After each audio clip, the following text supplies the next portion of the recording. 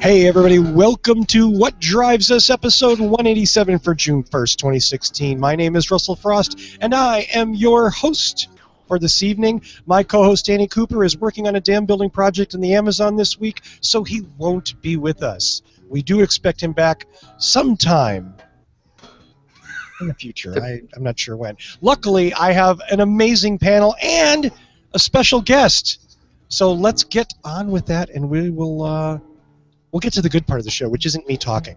Let's see. The first man to my left is our man from Canada, Mr. Mark Coughlin.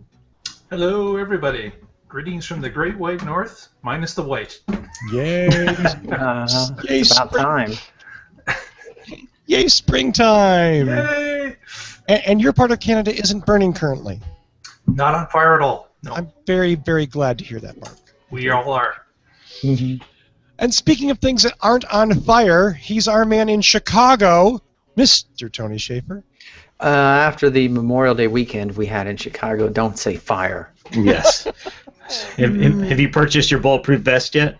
Oh, no, not yet. I'm thinking of having my windows done before I drive on the expressways. This is where not reading the news has me at somewhat of a loss. But you know what? I love Chicago. I'm just going to take it all as a funny, humorous joke. And last but not least, you'll note not one but two people in the panel in that camera. Yes, not only do we have Dr. Evan Fusco with us. Say hi, Hello. Evan. Hi, Evan. But our special guest tonight, Dr. Tamara Fusco. Hi, Tamara. Good evening. An honor to be here with such august company tonight. Ooh. There's someone who's Sit up straighter, everyone. Sit up straighter. But it's like June, isn't it? Yes. I do so good at the playing stupid thing. I mean, I'm really good at it. Well, thank you for coming. Wait. You can't move on yet. I have to introduce my beverage of choice this evening. This is The itchy kilt. Itchy Kilt, my home brew. I've just got to start drinking it in the past week or so. It is a bourbon barrel aged for 6 months, Irish red. It's outstanding. After the last week I've had, the word itchy just makes me uncomfortable. So are these Irish kilts? Yes. Do Irishmen wear kilts? Yeah, not really. It's kind of a Celtic thing, right? Yeah, general regional. Yeah, that's sort Aerial of thing. North. We hate England, Scotland, Ireland. There you go. Welsh kind of. Yeah. Okay, we're going to stay out of the geopolitical stuff in the UK for the rest of the evening. So we're going to start the first part of our show. I desperately wanted to talk to Tamara because Tamara is a brand new Model X owner. We know that Evan has had a Model X for, 3 years now? Model S. Model S. Yeah. 3 years. 3.5, a little over 3.5 years now. 3.5. So not long after he got the Model S, they ordered a Model X for Tamara. Yep. And I really just wanted to hear from an owner. And since Evan's not allowed to drive it, we couldn't talk to him. I mean, and honestly, True. given the feedback we've gotten from him on the Model S, I'm sure Tamara's going to have a lot better things to say. So I'm gonna start the questioning, just by asking you, what do you love about it so far? So just to give you an idea where I'm coming from, I previously was the owner of a hybrid Highlander, which I very much loved. However, there's a big difference between the Highlander and the Model X. Most notably for me is the handling. This really responds well to turns and to braking. After driving the Model X and comparing it to my Highlander, I would say the Highlander felt really loose, but this is a really tight, nice drive. Of course, the technology is very different from my 11-year-old Highlander, and so I love that aspect. And you have to admit the Falcon doors are really, really cool. They rock. So Yeah. I have to say that. If you guys, Mark and Tony, if you have other questions, just feel free to jump in, or I'll just keep peppering her with. I just want to know, do you open the Falcon doors and then close them just for the hell of it? Well, especially at the kids' school, I mean, I really get extra kudo points for that. Really? The kids are like, Open the back doors, even though we're going to climb in the back and come out that way. Yeah, or when I'm dropping off my daughter and they're like, wow, we love your car. So, what can I say? Adulation of small children is very gratifying. Mhm. So I'm going to back up like the semi-serious stuff. So what Tamara was talking about with the handling, it's noticeable even coming from the Model S. It's really tight, and for a vehicle is much taller and wider than the S is, and you kind of expect this low slung thing to handle like a rock. The X is really, really excellent with handling, and it's a wonderful, comfortable drive.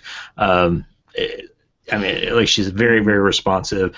The all-wheel drive is so noticeable as far as just the takeoff is just completely smooth every time. It's really, really well done, and I don't know if maybe some of these improvements have translated to the new Model S as well, but even the bolsters and the seats in the X are dramatically improved over what we've got in the S. So cornering, it really hugs you and holds you in nicely.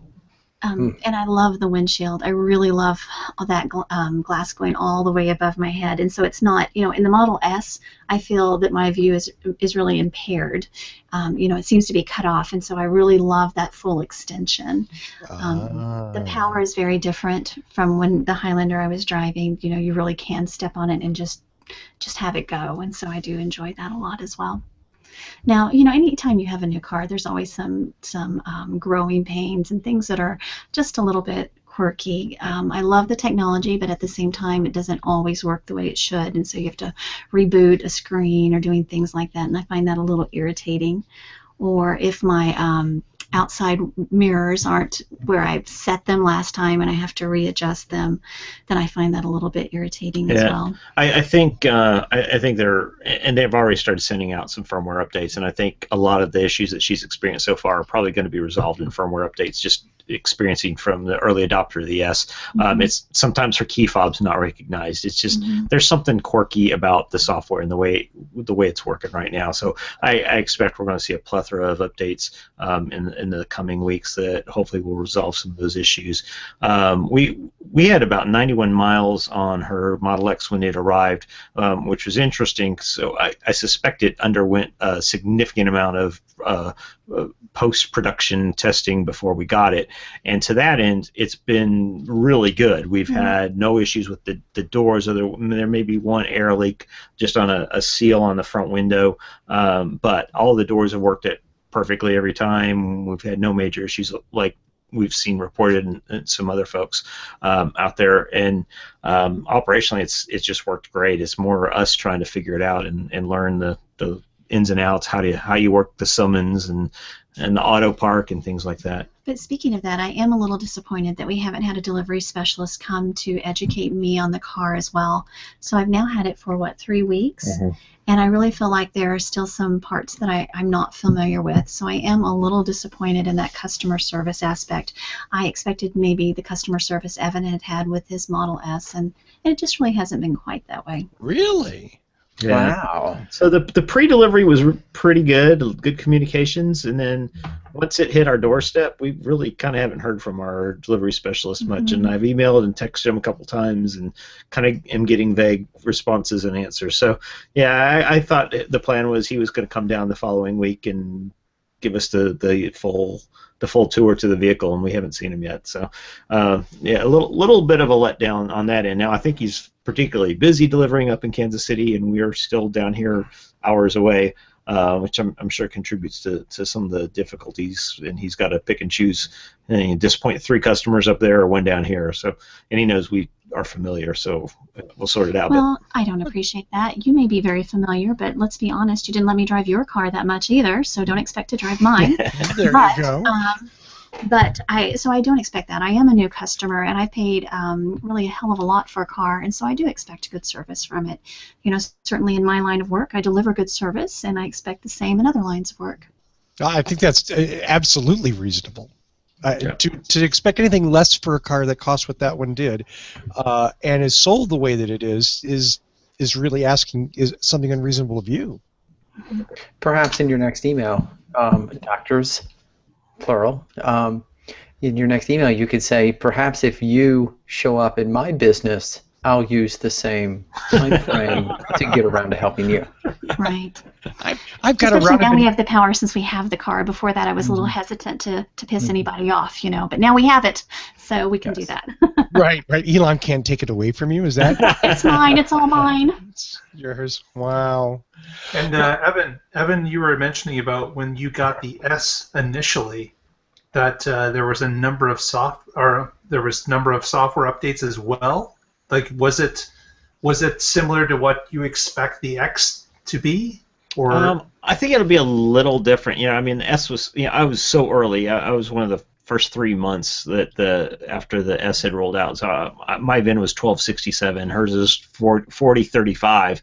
So 3 times as many X's have already been delivered compared to what I had with mine. But they were still even figuring out the accelerator throttle response curve, and they changed that via an update with my Model S. And I think they've probably got that kind of thing nailed down. But I suspect this is more picking off minor bugs and software glitches that'll be left for the X. Plus, they've added this last update she just got this last week. Added a feature to allow you to close all the doors at once that wasn't on there, but something that people wanted. So you pile the whole family out of the car and get the stuff out of the back. You can hit one button and it closes everything down all in one button hit. Right. So I think we'll still see a lot of stuff like that. And I also got a different update too. Uh-oh. Now she has super ludicrous mode. I don't know. Wouldn't you love it if I did? I hope, I pray that at some point there will be a Fusco versus Fusco drag race. Yeah, we need to figure that out. Okay. So. Thank you. I mean, if I need to call a local racetrack or something and set that up, I'll be happy to. All right. So here's the latest update. She says she got a summons update. When activating summons from the parking stalk, choose the direction of travel on the touchscreen before you go. And seat improvements. The second row comes forward more. And but we don't have it. Previously when you move the second row forward to get into the back, it only moved the outside seats if you had the 3 seats in a row for the second row, and now all 3 seats move forward, but we only have 2 seats anyway, so we've got the 6-seat configuration. I see. Okay. So the seats are actually motorized? Mm-hmm. Yep, that's how you get in. All of them are motorized? All of them are, well, except for the back row. They're motorized to be put down. You push the button and it goes to go down with it as well. Yep. Oh. I've heard some reports that the movement of those middle row seats are a little bit on the slow side. Would you confirm that, or would you say they're fine? I guess it depends how impatient you are. I haven't noticed it particularly. Yeah. But I wouldn't say they're speedy, but I didn't think they were cumbersome. But I think it's built so that if you activate it and there's a kid in a car seat, you're not smashing their face against the. Probably wise. Yes. Yeah. So that's my favorite part. It might be a good way to punish unruly children. To come up against the front seat. That or throw them to the gorillas. You got to choose. Yeah, there's that. Make me call Department of Family Services. I'll do it. We had to bring up the sad gorilla story. Come on. Alligators, gorillas. Ay. Now I really need a drink. Tamara, we actually have a mailed-in question. Oh, Ooh. my goodness. Little Danny Cooper from Charlotte, North Carolina wrote in. He's such a nice boy. And he wanted to know, Tamara, what's the least favorite thing about the Model X that you've discovered so far? I may have to think about that. Is it your whiny husband constantly trying to drive it? It could be that. It really could be that, exactly.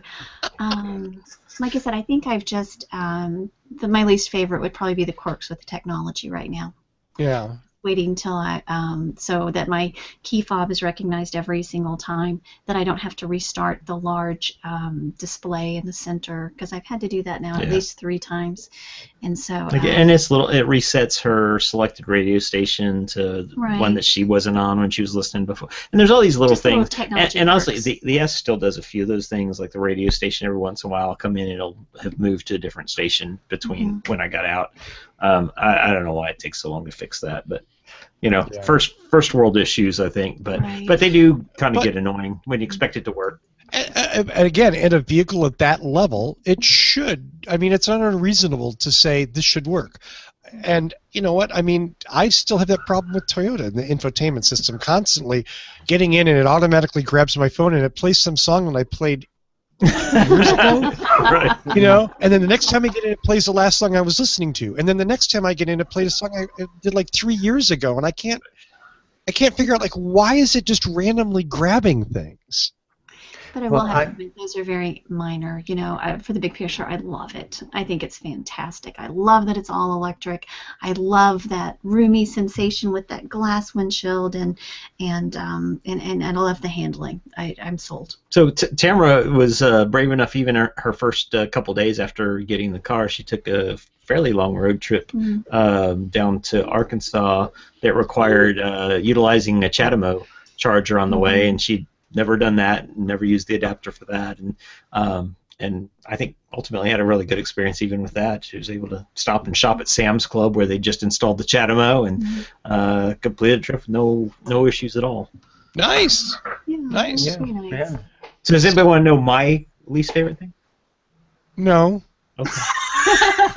Okay, Evan, I'm sorry. Yes. What's your least favorite? I don't want to tell you now. No, I know you don't, but you will. Honestly, it's the Falcon Wing doors. I think they're more annoyance than they are convenience. I'd say in 50% of our parking situations, they don't open all the way either, so they don't hit the ceiling, or because somebody will be standing in just the wrong place and it'll sense the person standing there and stop opening on the way, and then you've got to either crawl underneath like army soldier to get in, or you got to stop and it has to clear and then open the door some more, and it looks cool as hell. There's no doubt about that, and it's space agey and techy, but honestly, it's not nearly as convenient as a simple sliding door or a swing out door. It's not that bad. He was prejudiced against it before we got them. He said, I hope these aren't a problem. I really wish they didn't have them. So he's biased. I am. Yeah. But it sounds to me as though if the situation, the way Evan just described, if someone gets out of the front door and is just getting out, and because the door opens forward, you get out sort of at a backward angle. If at that moment somebody tries to open the back door, are you telling me that would stop the back door from opening? Yeah, which is good that it doesn't slam you into the vehicle next to you, but it's bad in that if there's no vehicle next to you and you were planning to go around and you were aware of the door opening, it stops anyway. And so when you've got a car full of people and you're in a parking space between two cars, it stops prematurely, even if there's enough room. I know there's enough room. The car doesn't know there's enough room.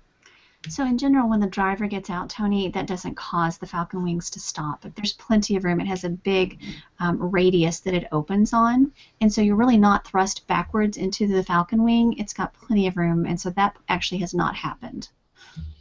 Okay, all right. Well, I inadvertently stopped it though. Like I got out and I was walking to the back of the car to get something out of the back, and just as the kids were trying to open it, and it stopped. But it wasn't because you were getting in the No, driver's door. It was because you got into the sensors. Right. Walked into its path, Evan. Yes. God. You need to respect, Don't cross the beams. the path, please. It's listen. I do suspect that this will be the last time Tesla puts Falcon Wing doors on anything. I think so too, actually. I think. So, what are the criticisms of the Model X? And in a sense, it's a kind of a tepid criticism, but it could be a really annoying one. Is that it's too gadgety. It's over tech. There's too much technology in it. Tesla tried to put too much whizzo, bango, wow stuff in it. I'm just wondering, Tamara, how that jives with your experience. I don't think it's too much. I just think that it's not fully functioning all the time. I think that actually having that much is really a perk. we live in such a high-paced society that I expect to be able to use my cell phone and have access at all times, and I think that really enables me to do so, and if it works all the time, it makes it much more efficient. So I don't think I would necessarily fully agree with you, but I understand where you're coming from. Yeah, and I don't think that's a problem. Other than the doors, which I really think... You really do hate those doors. No, I think the doors became an ego thing for Elon, that he wanted to show that he could do it, he could pull it off, and maybe for not much more reason than that. And look, he made it work. They mostly work most of the time with a few little annoyances, and they look cool as hell. But I think everything else has a place. And the thing we know is that there's more tech hidden in there that they just haven't shown us yet or activated yet. We just don't know what it is. Hey, I just got an email from Elon, and he says your Model 3 was canceled. and it says asshole at the bottom. I don't know what that's about. He's kind of thin-skinned. You might want to watch that. And I'm just thinking that right now there's a couple of young Fusco children, somewhere telling their friends they take your cars out and change your radio stations and blame it on the firmware. You're probably right. Oh, I can't believe I didn't catch that. It's like the one's like, hey, did you set the side mirrors back? Ah, damn it. Firmware. So and Tamara, do you find that you're having to maybe add extra time to your travel time because of the horde of people that surround your vehicle when you park and ask questions? I have I'd met a lot of nice people that way, but it hasn't been too bad, I guess. I park in the parking garage, and so that's kind of a black hole, and where I park in my clinic is really not out in the open. So, but I have shown all my partners and friends and things like that. And of course, when I stopped at Sam's and used the Chatamo, that was really quite exciting. So, yay! Is it free? It is. Oh, even better. Yeah. Mm-hmm. It's actually a nice charger. They've got some J1772s, and they have is it a CCS? Is that the new one? You're asking me? You own 2 electric cars. Yeah, but I don't have CCS or whatever the new standard is, and the Chatamo all on several chargers, and she was getting about 120 miles an hour, something like that. Well, I don't think it was quite that high, was it? But it was maybe 110 miles an hour charging rate. What? Wow, Mm-hmm. that's great. 110 miles an hour.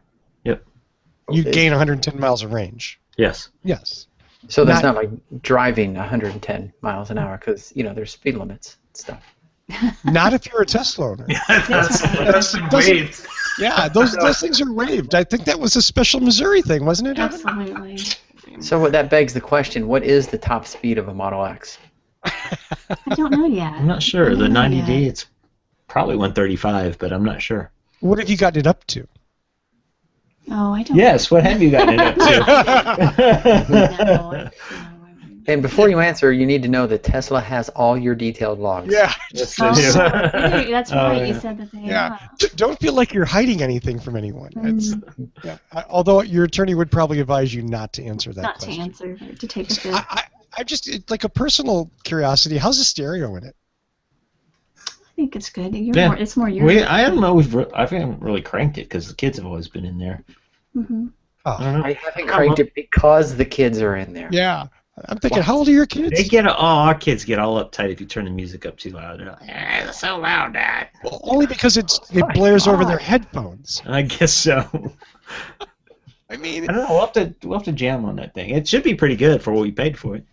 Yeah, I'm just curious if do they put good hi-fi in there, or is it whatever? It should be. It's like 11 speakers or something. It's some crazy number of speakers and stuff in there. More speakers is better. I have no idea. Yeah, I don't know. So, Mark, living in Canada, what one of my favorite parts is going to be in the wintertime? Each one of the seats is heated with it, and the steering wheel's heated. I can't wait. Yeah, heated steering wheels. Heated steering wheel? Yeah. Isn't that nice? You're in Missouri trying to compare winters with a guy who just now saw his lake thaw.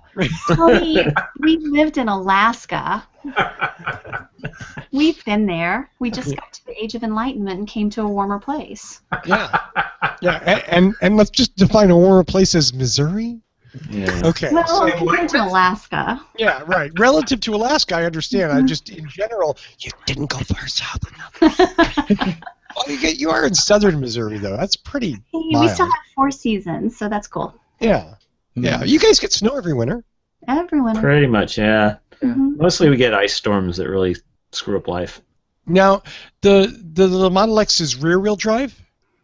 It's all-wheel drive. It's all-wheel drive. It's only available in all-wheel drive. Okay. And you have the 90 kilowatt, I think. Did I see that? Whatever, it works. The number on the back, Tamara. The number on the back. Russell, you told me you wouldn't ask me any technical questions. Good point. You're right. I have crossed a boundary that I set myself. My apologies. Yes, we got the non-performance 90D. No, is that a non-performance for that vehicle? Yeah. Mm-hmm. Oh, I thought that was one of the upper ones. No.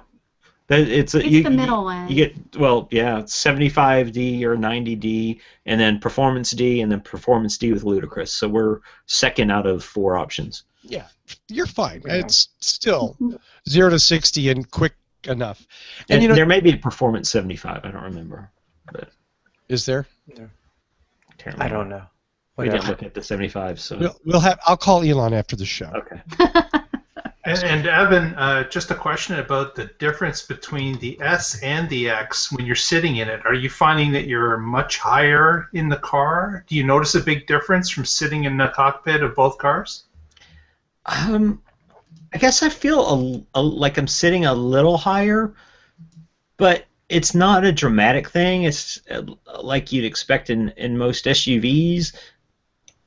However, because of that big glass, it feels a lot more open. I mean, you feel like your visibility is better. You feel like you kind of are seeing more. So, so yes and no. I mean, yes, a little higher, but not dramatic. I think it's very different getting in and out of it, because in the Model S, I always feel like I have to step up to get out of it, and I don't feel that way at all in the Model X. It's very comfortable getting in and out. Okay. And Tamara, do you find with that big windscreen shield, the windshield, do you feel like you're in a fishbowl? Do you feel any different with is there protection from the sun when it's above you? Does it feel hot? Like, you say it's very, very open. It feels open, but is there any downfall to it? Well, I don't think so. I don't think so yet. It doesn't feel like a fishbowl. It feels more like the cockpit of an airplane. It's, you really have that nice view, not just at the limited range. And I haven't felt hot in it yet. It is tinted on top, but let me wait till we get into July, and I'll let you know then. Yeah, if you've ever been in the Model S with the pano, it's a very dense tint on the top of the roof, and then it kind of tapers down to where it's less tinted until you get to just above eye level. So it's pretty good even with a direct overhead sun in there. So and one follow up to that is, where are the sun visor? They're actually cool. Good. I remember this. Yeah. They're actually really cool. They're about that thick, about maybe 2.5 inches thick, where you grab them, and they're just above the windows for the doors on the passenger and driver side. And when you pull it over, a little magnetic piece pops out and grabs this little catch that's right next to the center rear view mirror, and then you unfold the piece so it doubles in width, and it's just perfectly placed at that eye level right where you want it to be. But actually, it's more mobile than that. It doesn't have to snap in. For the instance, this morning the sun was in a different area, and so I was able just to kind of hold it up there. So I'm able to move it wherever I want to. It doesn't have to be that static one place that we have with the others. The other piece that's cool, so you fold it down, but you can also fold the whole thing up. So basically, it's maybe the whole thing's 5 inches in size, but it gives you 10 inches of relative coverage even when it's snapped into place. If the sun's lower, you fold it down. If the sun's higher, you fold it up. So it works really well. It's a pretty slick design. Much better than the Model S visors. And going back to the window with the sun overhead, they delivered a few of these little screens with some of the Model X's, and they're supposed to deliver them to everybody eventually, but there's some production issue. But they're going to send, those little screens you can put on your side window with a suction cup that it's something like that that's going to be for overhead. So if you do need some additional sun protection, they're supposed to be sending those for everyone as well. Yeah. Interesting. Well, let's start wrapping this up. Mark, Tony, any final shots? No, Tamara, I want to thank you for coming on. You're welcome anytime, and in fact, you're a much better presenter than Evan. So if you just want to, one of us is never going to be on the show again. Yeah. Yeah. Oh, yeah. I was just gonna say that's a really big threat now. We lost our usual token chick. We could really. Yeah. So Dr. Fusco has left the show, and replacing him, we have Dr. Fusco. So it's Dr. Fusco. Actually, she pronounces my name Fusco. Dr. Fusco, pardon me. Well, that is a good differentiator. It is. Evan's great grandparents were from Italy, so it really makes a lot of sense. And when we were training, you always knew who they were calling for overhead. Do they want Dr. Fusco or Dr. Fusco? Mark, I'm sorry. Did you have any parting shots, sir? No, just thanks, Tamara, for coming on, and we all sit quite envious of you and your new ex. Very nice. Thank you. Mm-hmm. Gentlemen, a pleasure. Thank you for the time. Yeah, no, thank you so much, Tamara, for coming on. I appreciate it. I know this isn't something you normally do.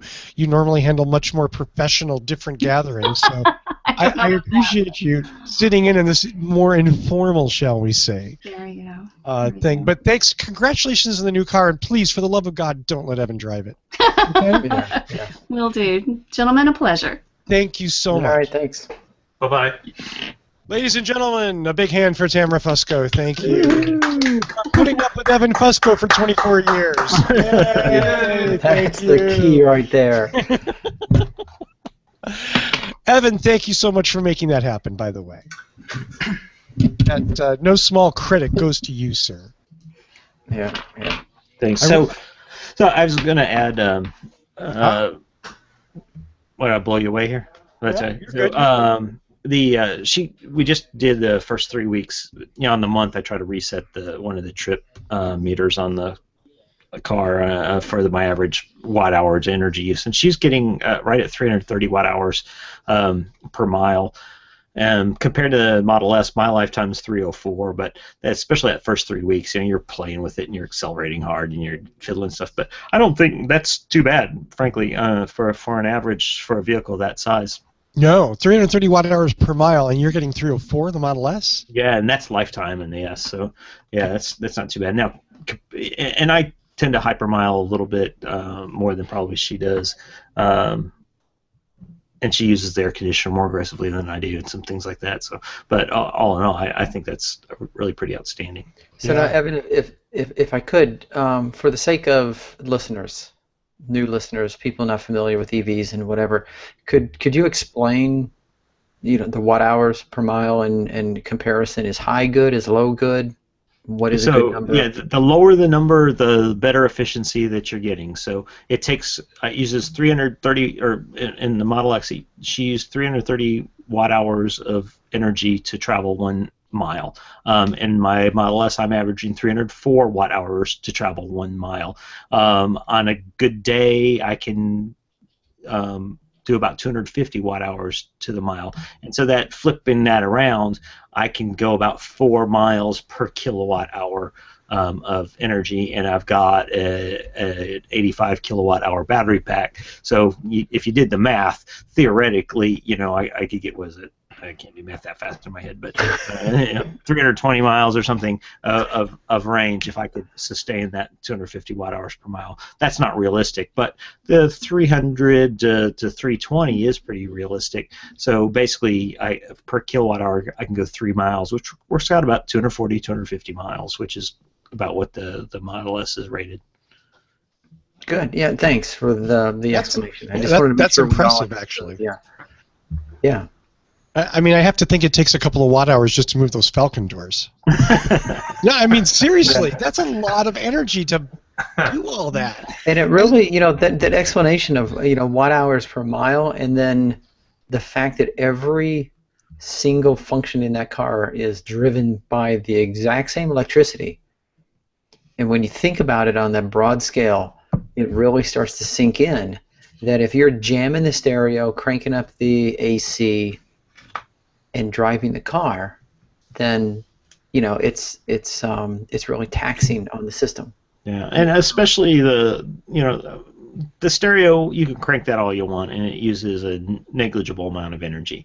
But that air conditioner, that heater, those use a tremendous amount of energy, relative to all the other electrical systems in the vehicle. But you got the LED headlights. It's almost immeasurable compared to the amount of energy it takes to move a 5,000-pound car, a mile down the road. It's not really even close. So what you're saying is when the winter does come and she turns on the heated seats and the heated steering wheel, she'll be lucky to get out of the driveway. So, yeah, the heated seats are pretty cool because they are individually controlled. You can pick and choose which one. So if there are 3 people in the car, one person in the driver, one in the passenger, and one in the driver's side second row, you can just turn on those 3 seats and heat those along with the steering wheel. And the heated seats are apparently pretty energy efficient as well compared to heating the whole vehicle. So if you're trying to be a hypermiler in the EV but stay warm in the coldest of winters, you want to optimize the use of the seat heaters and minimize the use of the environmental space heaters. Right. Yeah. I know the heated seats in my 04 Prius are really efficient. They use body heat to warm up. They use virtually no energy at all. Yeah, no energy whatsoever, no impact on my mileage. It's amazing how that works. Yeah. Should we do some news this week? I mean, not that we have to. I just, let's try a couple of stories. Mark, I think you brought something fun this week. You want to start us off?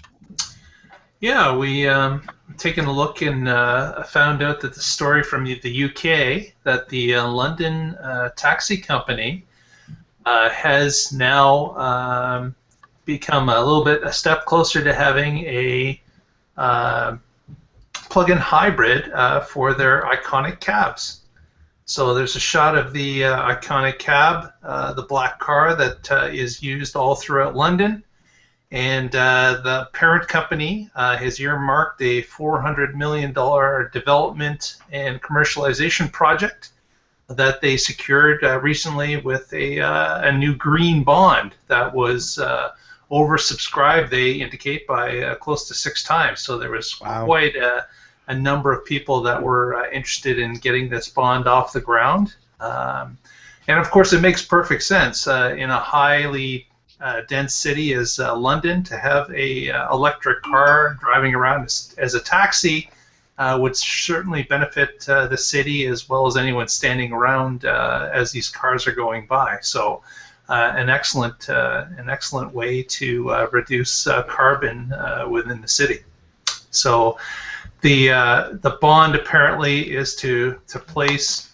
They're thinking a total capacity run of these plug-in cars, about 36,000 of them, which I think is quite a number, although the article some of the comments in the article indicate that they thought that was maybe a little bit low. So I've never been to London myself, but I've certainly seen the iconic black cars on television and shows, but I thought 36 was quite high. Yeah, I've been to London, and I took the time to count every single black car that went by, and it's not that, I have no idea. That seems like a lot of cars to me, too. Mm-hmm.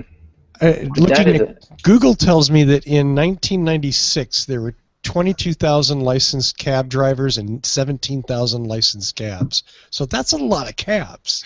Yeah. So the article didn't mention whether or not this was a complete replacement of all regular cabs, or if this was going to be, just a portion I'm not sure. Well, I tried to look that up earlier, and I didn't really get an answer from another source. So I bet they're rotating out the fleet.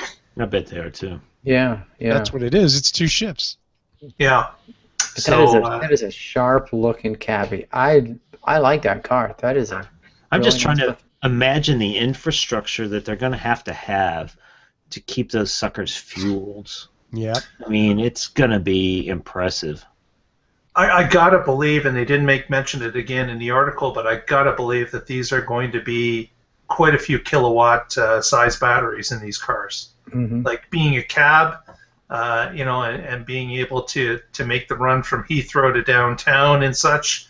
I gotta believe that I'm guessing that it would be along the size of a 50 or 60, 70 kilowatt battery. They've got to have some serious kilowatts in these cars. Or unless one option would be that a fleet is owned by I don't know how the cabs are set up in London, but if a fleet of cabs are owned by one distribution center, and they have half of their cabs out running and the other half charging, and the drivers just come in and swap them out, Right. that would be one option.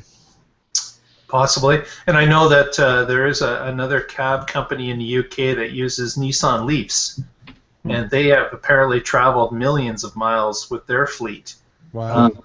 And they're doing what you had said, Tony, with the swapping, as well as they try to set up fast chargers in the neighborhoods that they suspect cabs have a little waiting time.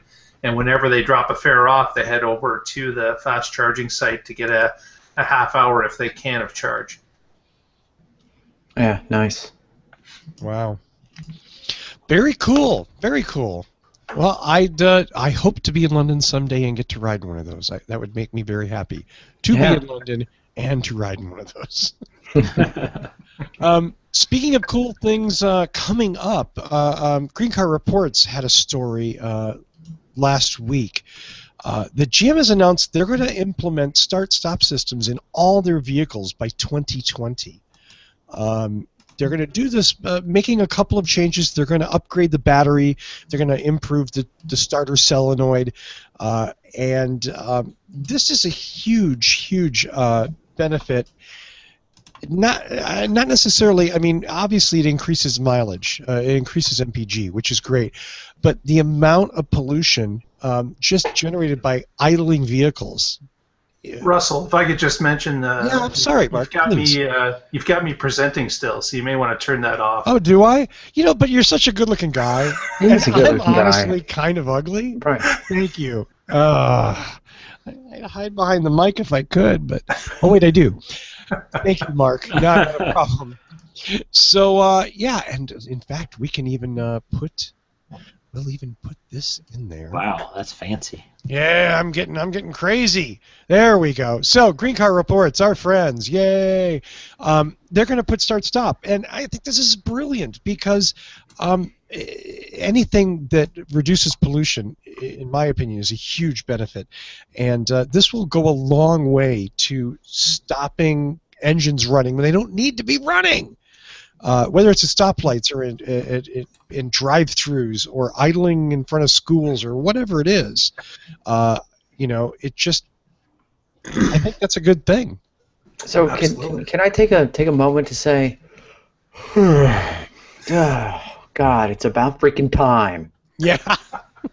And it's going to take them 4 years to do all this? Yes. Well, Start-stop technology has been understood and available for at least a decade. I'm sure it must dramatically increase the production cost of the vehicle to implement that. I think that's probably really the bottom line, is they're looking at meeting emission standards, and this was probably the most cost-effective way they could do it throughout the fleet. Yeah, I just hope they do it well. And the article was really good. It did a good job of kind of explaining it, but one of the criticisms to start-stop, if poorly implemented, is when you are in rush hour traffic and you're creeping, every time your wheels stops moving,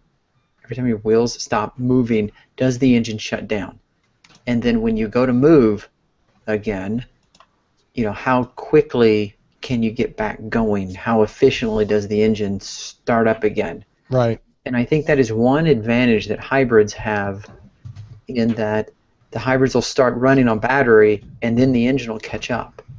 So I hope that they implement it in some way, maybe even, I know we've talked about this on the show, we've talked about start-stop technology and how manufacturers could implement this, and maybe even put a small battery so that the car can take off under non-internal combustion engine power and then let the engine catch up later.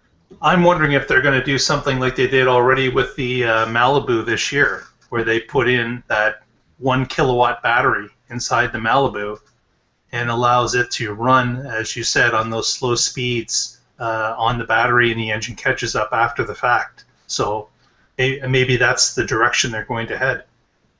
Yeah, they've got to make it a smooth transition. If they don't, then these things are just not going to sell. And they did say in the article that it was going to be an option.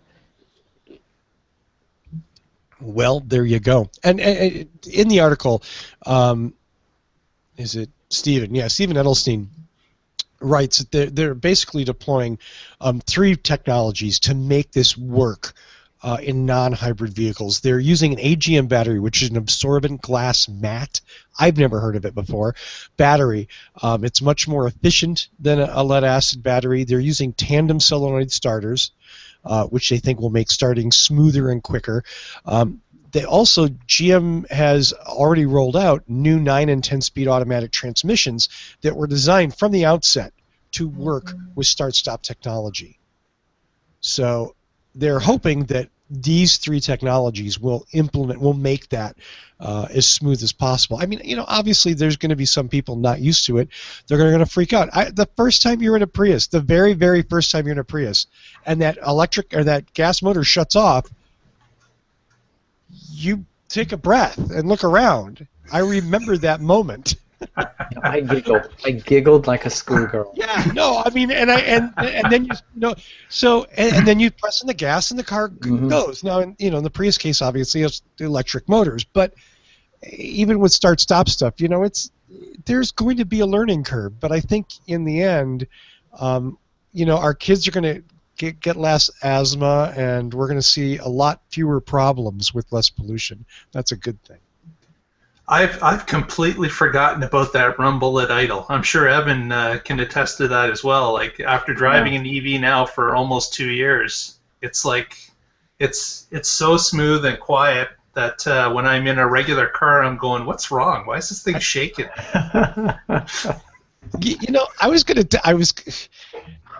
I had this. We talked a couple of weeks ago about me driving the Zero motorcycle, and I've been a motorcycle geek forever, and I've always wanted a BMW. Always wanted a BMW motorcycle. Never owned one, and I've owned a bunch of different bikes. So I went out at the place and I rode a couple of Hondas, and I rode a BMW, and I rode a couple of Zeros, and I got I rode the Zeros first, and that was the mistake. Because then I got on the Dream BMW, and it was like, I'm like, no, you give it some gas, and it's not the same. It is so not the same. And that's interesting here, because I asked another friend of mine that's kind of a BMW motorcycle guy, and he's very excited about electric. And I said, I thought motorcycle people are all about the sound, the rumble, the noise, the whole, and I that's what he said. He said, not everybody. There's that group that's they live and die by that, but that there's a whole new group of people that no. There's a colloquial term for that group. And assholes. One of the reasons I've always loved BMWs, they're so nice and quiet. I mean, unless you change the pipes or you do something with them, they're smooth, quiet, beautiful machines. They're but not compared to the Zero. But not compared to the Zero. No, and the Zero's ridiculously fast. I mean, it's so fast. And I'm talking to Evan, who's like, I get it. You know what I mean? Like, he gets in his vest and goes, boom. And the people are still back at the stoplight going, what the hell was that? It scared me. I couldn't get full throttle on it. Okay. Now, granted, I had a borrowed helmet that didn't quite fit, and I didn't really know where I was, but I couldn't crack the full throttle because it was like it's just I'm going fast enough. Yeah. So, yeah. Yay, EVs. Tony, yeah. I think I ripped you off, and you had a story that you wanted to talk about, but I didn't put it What? into the mix. Do you want to talk about that this week? Well, it was yeah. You mean the I don't mean to dump it on you. We can do it next week if you want. It's not a problem. wow? Which article? Because The yeah. BMW i5. Oh yeah, I don't care. I can talk about that. It's up to you, sir. And then Take it away. I also called an audible and threw out another article. Oh, did you? But yeah, that's right. This week, just recently, BMW has talked about they will introduce a crossover SUV in 2019. It's not as though they're feeling any pressure from any startup EV manufacturer that recently released SUVs, all electric. For those of you just joining the podcast, talking about, of course, the Model X. So now, of course, BMW has to play the game of, hey, us too. So, our friend John Volker in Green Car Reports, I feel did a pretty good job talking about the i5 and what they're expecting. It's going to be an all-electric 5-door crossover SUV. Seat for 5, range to be expected to around 240 miles. And he's simply just mentioned that they expect the manufacturing to be the same carbon fiber reinforced plastic as you have in the i3 and the i8. Really, the article and everyone is really loose on the details because BMW hasn't released any details, so it's all pretty much guess at this point. But one thing that I did find interesting is that they're expecting this to be a 2019 or 2020 car, primarily because one speculation is that BMW is waiting on, and I just lost it. Waiting on the Samsung's battery 125 amp hour battery. There it is. Yes. They're waiting on Samsung to finish their battery, which will be denser and allow for more cabin space because the battery should be smaller, and so that's why they're looking at 2019 to 2020 on a model year for this. So if this is actually going to happen, and if it's going to come out within the next 3 or 4 years, we should expect to see this possibly at the Frankfurt Motor Show, which is where BMW revealed for the first time their i3 and then their i8. So hopefully we'll see the i5 at Frankfurt next year. We'll see. Yeah. What will it look like? More electric cars is good. That's all I'm going to say. We've said all along that we need electric SUVs and minivans. Yep. Yeah, absolutely. Absolutely. And look, on our show, an electric SUV owner. Amazing. Yeah. Kind of freaks me out. So finally tonight, back to Green Car Reports and our friend John Volker, our good, close personal friend now. Who has no idea that he's writing our shows. And with that, John's going to send me an email with a bill attached to it. Okay? So thanks, John. I have no money and I have no attorneys. What can I say? Yeah. Green Car Reports last week, the 2017 Ford Fusion Energy Electric range rises to 22 miles. This is the Ford Fusion Energy. This is the electric, the plug-in hybrid. Yes. Yes, the plug-in hybrid version. I had a look. Is the Energy the all-electric one that almost doesn't exist, or the plug-in hybrid? This hasn't been a real successful car for Ford. And I'm not sure if, to quote a current and former What Drives Us panelist, if it's a supply or demand issue. It's a shame because I test drove this. I drove this car. I wrote a review on it. I loved the hell out of this car. I felt that it was well put together. It's solid. Charging was easy.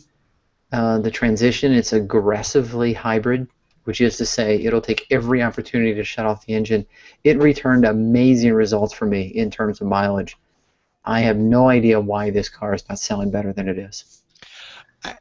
I think it's interesting that we're seeing these plug-in cars, whether they're from Toyota or Hyundai or from Ford, all get the same MPG, the same range. Mm-hmm. Yeah, disappointing 22. range. Well, and that was my next sort of thing. It's like, nah, then we add in the Volt, and Chevy goes 22 miles, right?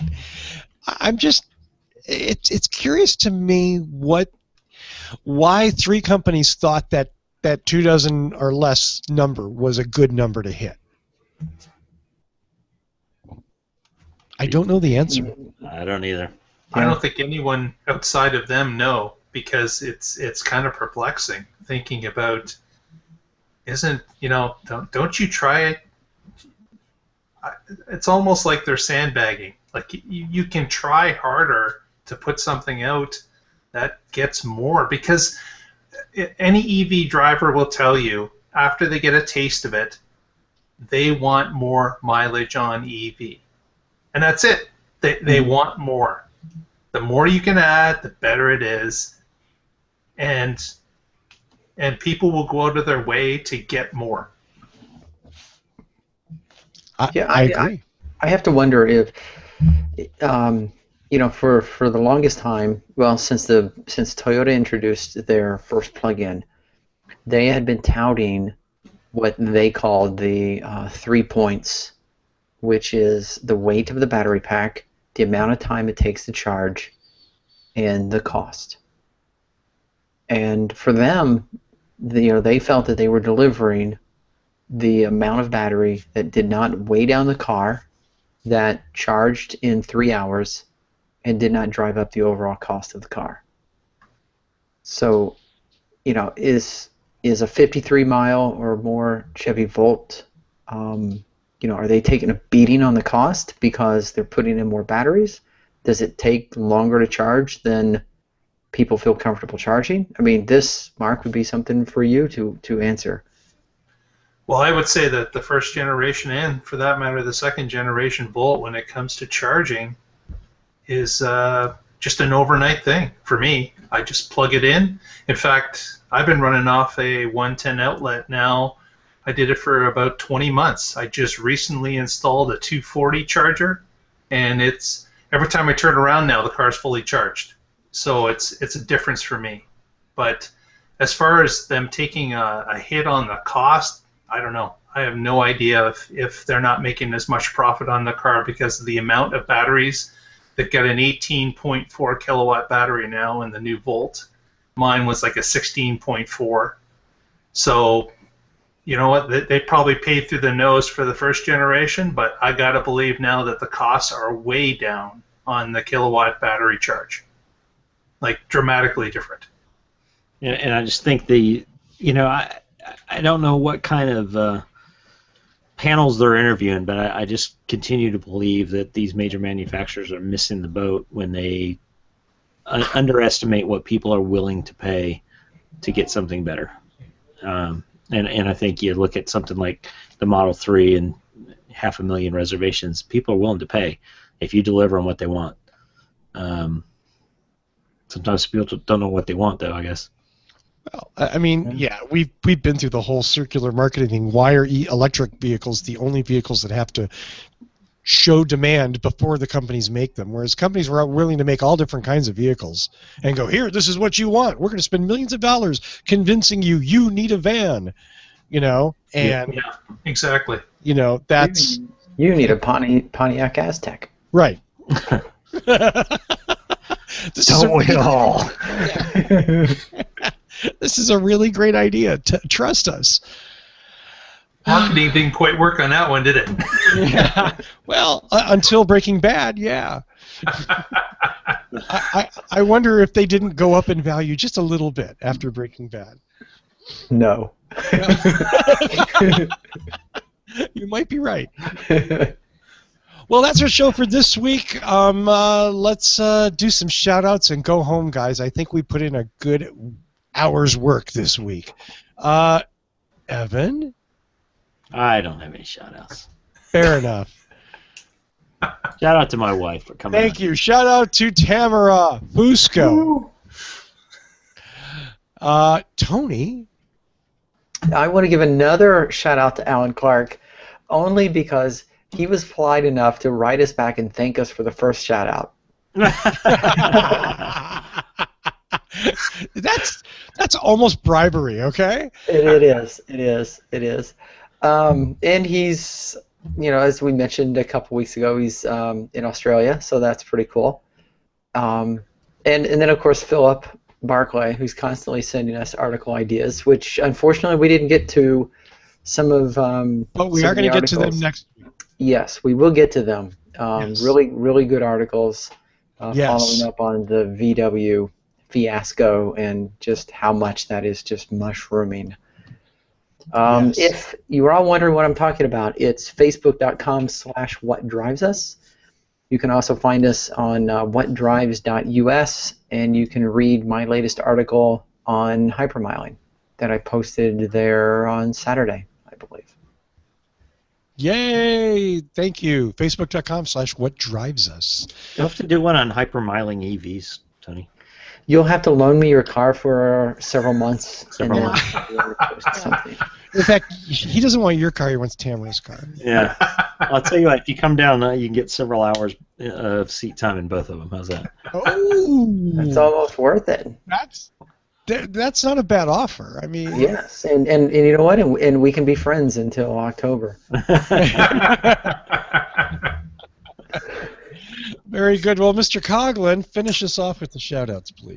Just say hello to the Waterloo Region Voltec group, and please follow us on Twitter and Facebook at WR Voltec. And a shout-out to next week's episode. Wanted to get everyone ready for some Zero Motorcycle Talk with Ben Rich, who's going to be joining us as a special guest next week. So Absolutely. looking forward to that. Awesome.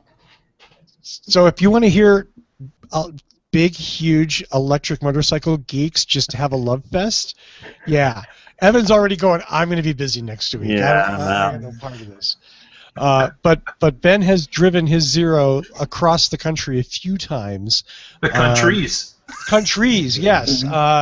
And put thousands of miles on them. And certainly when it comes to somebody who spent a lot of seat time, not a weekend warrior.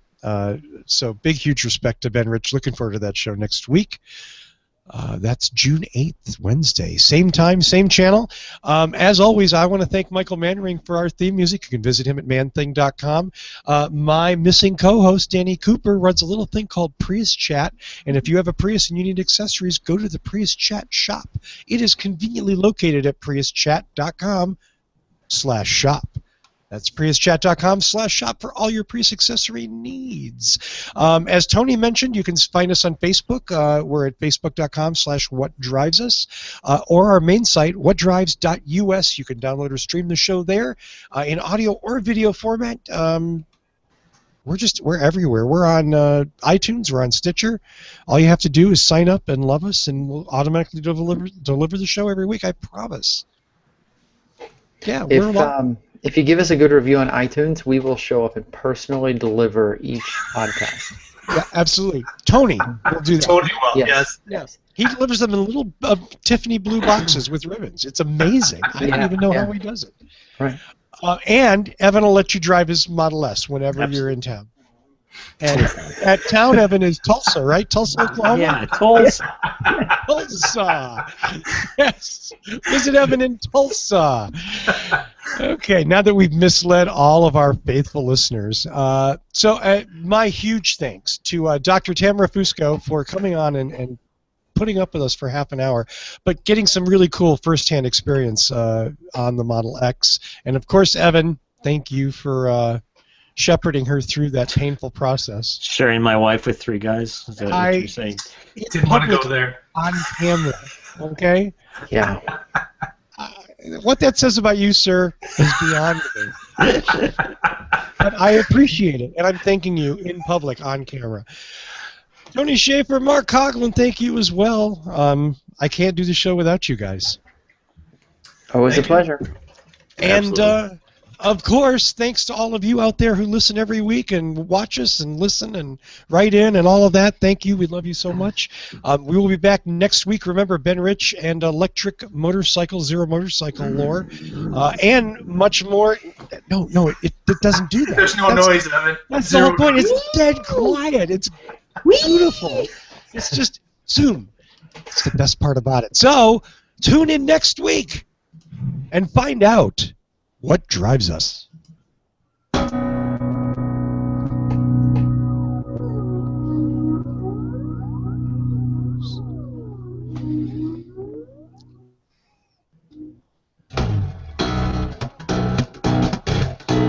See ya.